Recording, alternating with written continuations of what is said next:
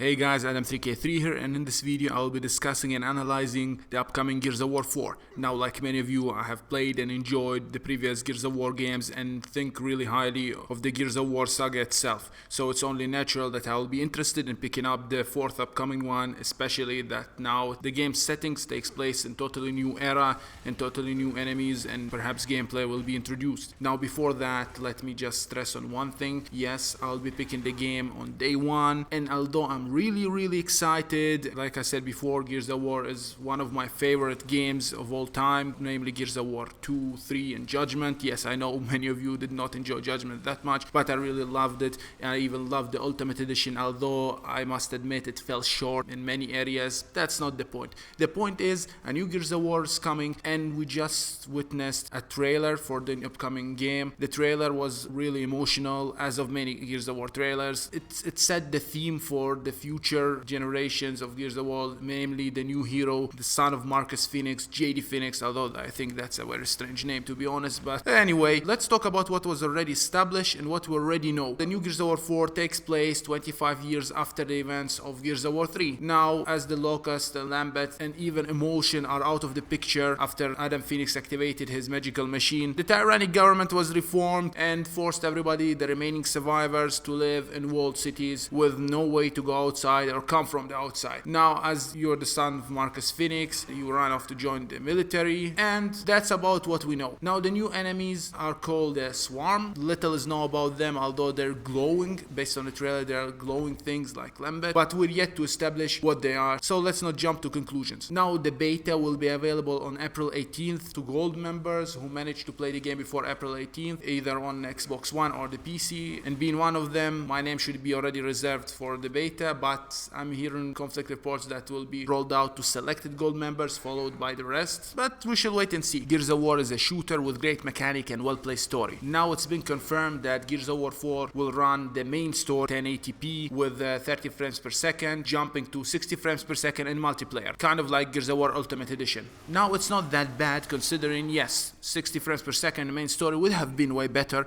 but in Gears of War 30 frames is kind of acceptable. The previous games were run at 30 or even less, and it's acceptable because it's not a fast shooter where you have to jump around. It's more like a strategic person shooter, so 30 frames per second isn't all that game breaking. Yes, like I said, 60 frames would have been better, but we work with what we get, and so far it's not a deal breaker to me. Now, the thing I'm worried about is the story. Gears of War 1, 2, 3 had an amazing story. Yes, it had plot holes, and I still don't understand a few things here and there, but the story was good and it was concluded. The story finished with Gears of War 3. Gears of War Judgment was a refresh of events that happened, kind of like a backstory to a few missed angles in the main story, and I enjoyed the game. Yes, many of you had an opinion about it, but I enjoyed it. The game mechanics were amazing and the stories were somehow entertaining. Now, when that's out of the way, let's discuss the story of the upcoming Gears of War 4. We know very little, and I don't want to jump the gun, but as far as we know, in my concern, the story is concluded. Now, having you play as 25 years later with new set of monsters jumping into the scene, it's kind of, I must admit, it's kind of cheesy. Yes, the trailer was amazing and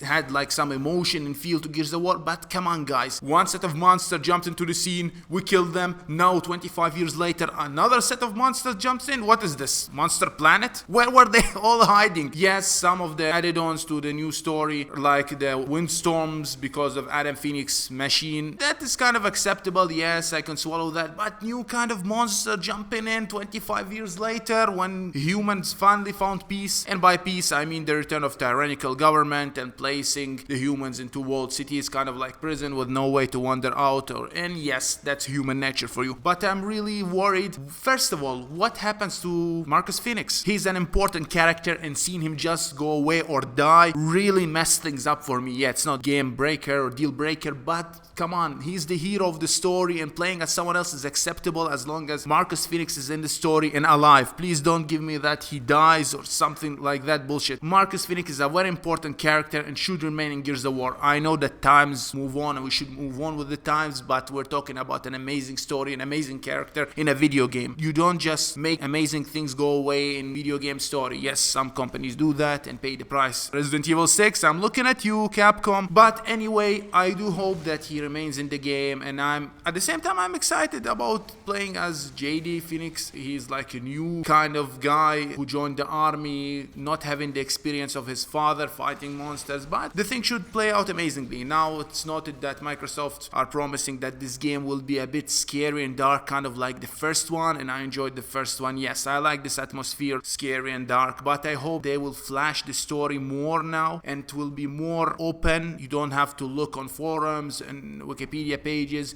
analyzing what happens. Yes, I don't want the story to be generic and linear, but at least make it clear, at least at the end. Don't let us hanging with unanswered questions, kind of like Gears of War 3 ending, where we know very little about who the queen really is and why she's fighting the humans. So kind of like things like this. So you could say I'm more concerned with the story of Gears of War 4 instead of mechanics, because mechanics can easily be improved and new hardware gives new opportunities. So I'm really worried about the story, and the story is very important in Gears of War game. The story, in my opinion, is half the battle in Gears of War, although I hope Gears of War 4 will add more game modes like Horde, Beast, and something new, and not be a bare bone games like Ultimate Edition. But seeing as it's a new saga, a new chapter, I'm pretty sure they will add something new. Or at least they should. And like I said, Gears of War had good story, yes, with plot holes, but was good. Now, anyway, we don't know much about it, so that was my very short, if you could call it, analyzing the Gears of War 4 trailer. And I'm really excited about what's coming